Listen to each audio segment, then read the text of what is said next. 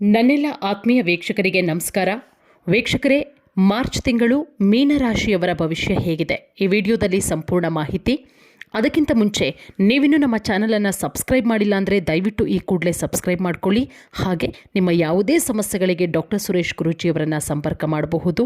ನಿಮ್ಮ ಯಾವುದೇ ಸಮಸ್ಯೆಗಳಿರಬಹುದು, 100ಕ್ಕೆ 100% ಪರಿಹಾರ ಶತಸಿದ್ಧ. ನೋಡಿ, ಮೀನರಾಶಿಯವರ ಮಾರ್ಚ್ ತಿಂಗಳ ಭವಿಷ್ಯ ಹೇಗಿದೆ ನೋಡ್ತಾ ಹೋಗೋಣ.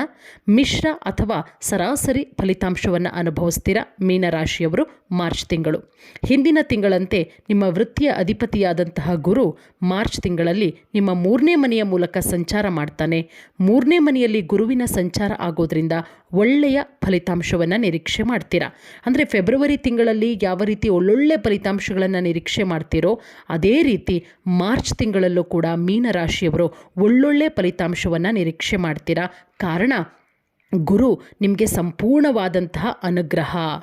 3ನೇ ಮನೆಯ ಮೂಲಕ ಗುರು ಸಂಚಾರ ಆಗೋದ್ರಿಂದ, 3ನೇ ಮನೆಯಲ್ಲಿ ಗುರುವಿನ ಸಂಚಾರ ಆಗೋದ್ರಿಂದ ಮೀನರಾಶಿಯವರಿಗೆ ಖಂಡಿತವಾಗ್ಲೂ ಕೂಡ ವೃತ್ತಿ ಜೀವನದಲ್ಲಿ ಉನ್ನತ ಮಟ್ಟಕ್ಕೆ ಏರ್ತೀರ. ನೀವು ಖಂಡಿತ ಒಳ್ಳೊಳ್ಳೆ ಫಲಿತಾಂಶಗಳಿದೆ ಮೀನರಾಶಿಯವರಿಗೆ. ವ್ಯಾಪಾರ ವ್ಯವಹಾರಕ್ಕೆ ಸಂಬಂಧಪಟ್ಟಂತೆ ಧನಾತ್ಮಕ ಫಲಿತಾಂಶ. ವ್ಯಾಪಾರ ವ್ಯವಹಾರದಲ್ಲೂ ಕೂಡ ಒಳ್ಳೆಯ ಮಟ್ಟದಲ್ಲಿ ಲಾಭ ಸಿಗುತ್ತೆ ಮೀನರಾಶಿಯವರಿಗೆ. ಕೌಟುಂಬಿಕ ವಿಚಾರ ಸ್ವಲ್ಪ ಮಟ್ಟಿಗೆ ದುರ್ಬಲ ಫಲಿತಾಂಶವನ್ನು ಎದುರಿಸಬೇಕಾಗತ್ತೆ. ನೋಡಿ, ವ್ಯಾಪಾರ ವ್ಯವಹಾರ ವೃತ್ತಿ ಜೀವನಕ್ಕೆ ಸಂಬಂಧಪಟ್ಟಂತೆ ಕೆಲಸದ ವಿಚಾರದಲ್ಲಿ ಮೀನರಾಶಿಯವರು ಉನ್ನತ ಸ್ಥಾನಕ್ಕೆ ಇರ್ತೀರ. ಅದರಲ್ಲಿ ನೀವು ಯಶಸ್ಸನ್ನು ಕಾಣಿಸ್ತೀರ. ಆದರೆ ಕೌಟುಂಬಿಕ ವಿಚಾರ, ಮನೆಯಲ್ಲಿ ಸ್ವಲ್ಪ ಮಟ್ಟಿಗೆ ಎಲ್ಲೋ ಒಂದು ಕಡೆ ದುರ್ಬಲ ಫಲಿತಾಂಶ, ಎಲ್ಲೋ ಒಂದು ಕಡೆ ಸ್ವಲ್ಪ ಮಟ್ಟಿಗೆ ಬ್ಯಾಲೆನ್ಸ್ ತಪ್ಪುವಂತಹ ಸಾಧ್ಯತೆಗಳು, ಅಂದರೆ ಕಿರಿಕಿರಿ ಉಂಟಾಗುವಂತಹ ಸಾಧ್ಯತೆ. ಕುಟುಂಬದಲ್ಲಿ ಅಣ್ಣ ತಮ್ಮಂದಿರ ಜಗಳ, ಅಪ್ಪ ಅಮ್ಮನ ಜಗಳ, ಈ ರೀತಿ ಮನೆಯಲ್ಲಿರುವಂತಹ ಕುಟುಂಬ ಸದಸ್ಯರ ನಡುವೆ ಸ್ವಲ್ಪ ಮಟ್ಟಿಗೆ ಭಿನ್ನಾಭಿಪ್ರಾಯಗಳಾಗುವಂತಹ ಸಾಧ್ಯತೆಗಳು ಕೂಡ ಇದೆ. ಹಾಗಾಗಿ ಮಾತಿನ ಮೇಲೆ, ನೀವು ಆಡುವಂತಹ ಮಾತಿನ ಮೇಲೆ ನಿಗಾ ಇಡೋದು, ಎಚ್ಚರ ಇರೋದು ಬಹಳಷ್ಟು ಒಳ್ಳೆಯದು. ನೋಡಿ, ಯಾವುದೇ ದುಷ್ಟಗ್ರಹ ಮಾರ್ಚ್ನಲ್ಲಿ ನಿಮ್ಮ 5ನೇ ಮನೆಯ ಮೇಲೆ ನೇರವಾಗಿ ಪರಿಣಾಮ ಬೀರೋದಿಲ್ಲ. ಪರಿಣಾಮವಾಗಿ ನೀವು ಸಾಮಾನ್ಯವಾಗಿ ಪ್ರೀತಿಯ ವಿಚಾರದಲ್ಲಿ ಖಂಡಿತವಾಗ್ಲೂ ಕೂಡ ಒಳ್ಳೆಯದಾಗತ್ತೆ. ಅಂದರೆ ಕುಟುಂಬ ಜೀವನ ಸ್ವಲ್ಪ ಮಟ್ಟಿಗೆ ಏರಿಳಿತ ಆದರೂ ಕೂಡ ನಿಮಗೆ ಕೆಟ್ಟದ್ದಂತೂ ಖಂಡಿತ ಆಗಲ್ಲ. ಮೀನರಾಶಿಯವರಿಗೆ ಎಲ್ಲದರಲ್ಲೂ ಕೂಡ ಒಳ್ಳೆಯದಾಗತ್ತೆ ಮಾರ್ಚ್ ತಿಂಗಳು.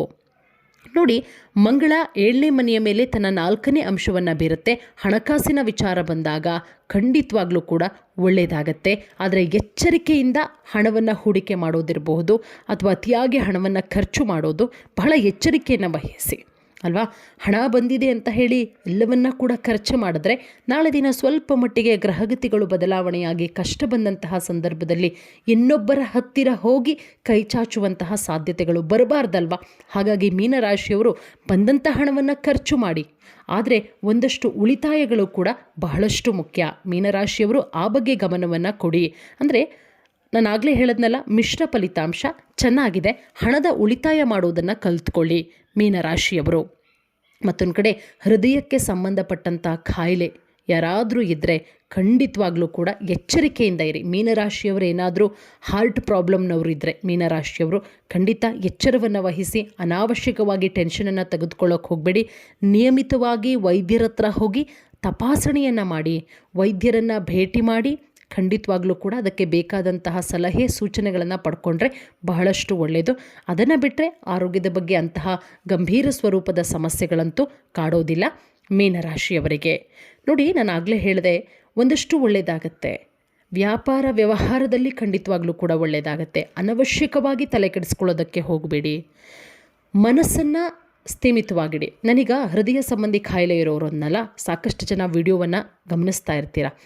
ಹೃದಯ ಸಂಬಂಧಿ ಕಾಯಿಲೆ ಇದ್ದಂತಹ ಮೀನರಾಶಿಯವರು ಒಂದೇ ತಕ್ಷಣ ಹಿಂಗೆ ಹೇಳಿಬಿಟ್ರಲ್ಲ ಅಂತ ಹೇಳಿ ಟೆನ್ಷನ್ ಮಾಡ್ಕೋಬೇಡಿ. ದಯವಿಟ್ಟು ನಿಯಮಿತವಾಗಿ ಅದಕ್ಕೆ ಬೇಕಾದಂತಹ ಮೆಡಿಸಿನ್ ತೊಗೋತಾ ಇರ್ತೀರಾ, ಟ್ಯಾಬ್ಲೆಟ್ ತೊಗೋತಾ ಇರ್ತೀರಾ, ವೈದ್ಯರನ್ನು ಭೇಟಿ ಮಾಡ್ತಾ ಇರ್ತೀರಾ.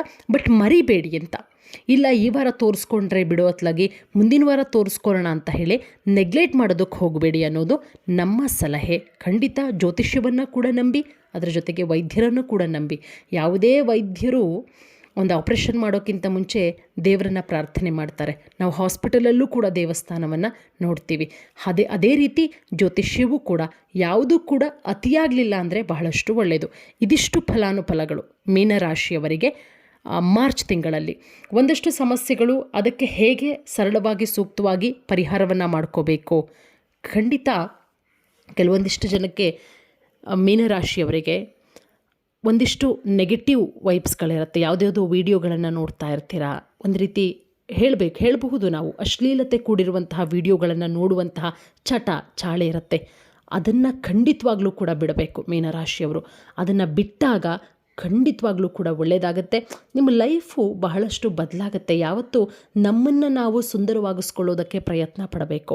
ನಾವು ಗಲೀಜಾಗಿರೋ ಬಟ್ಟೆಗಳನ್ನ ಹಾಕ್ಕೊಂಡು ಗಲೀಜಾಗಿದ್ದಾಗ ನಮ್ಮ ಮನಸ್ಸು ಅದೇ ರೀತಿ ಇರುತ್ತೆ, ನಮ್ಮ ಆಲೋಚನೆಗಳು ಕೂಡ ಅದೇ ಇರುತ್ತೆ. ನಾವು ಒಳ್ಳೊಳ್ಳೆ ಬಟ್ಟೆ ಹಾಕ್ಕೊಂಡು ಒಳ್ಳೊಳ್ಳೆ ಆಹಾರಗಳನ್ನ ತಿಂದ್ಕೊಂಡು ಬಹಳ ಚೆನ್ನಾಗಿ ನೀಟಾಗಿ ಇದ್ದಾಗ ನಮ್ಮ ಮನಸ್ಸು ಕೂಡ ಆ ರೀತಿ ಇರುತ್ತೆ. ಹಾಗಾಗಿ ಆ ರೀತಿ ಅಶ್ಲೀಲ ವಿಡಿಯೋಗಳನ್ನು ನೋಡೋದನ್ನು ಬಿಟ್ಟುಬಿಡಿ. ಹತ್ತಿರದ ದೇವಸ್ಥಾನಕ್ಕೆ ಹೋಗಿ ದೇವರಿಗೆ ಕೈ ಮುಗಿರಿ, ವಿಶೇಷವಾದಂತಹ ಪ್ರಾರ್ಥನೆಯನ್ನು ಸಲ್ಲಿಸಿ ಒಂದು ಗುರಿಯನ್ನು ಇಟ್ಕೊಳ್ಳಿ ಜೀವನದಲ್ಲಿ. ಖಂಡಿತವಾಗ್ಲೂ ಕೂಡ ಮೀನರಾಶಿಯವರು ಯಶಸ್ಸನ್ನು ಪಡಿತೀರಾ. ಒಳ್ಳೆಯದಾಗಲಿ. ಎಲ್ರಿಗೂ ಕೂಡ ಹೆಚ್ಚಿನ ಮಾಹಿತಿ ಬೇಕು, ಮತ್ತಷ್ಟು ಮಾಹಿತಿಯನ್ನು ತಿಳ್ಕೋಬೇಕು ಅಂತ ಹೇಳಿದ್ರೆ ಡಾಕ್ಟರ್ ಸುರೇಶ್ ಕುರುಚಿಯವರನ್ನು ಸಂಪರ್ಕ ಮಾಡಿ. ನಮಸ್ತೆ.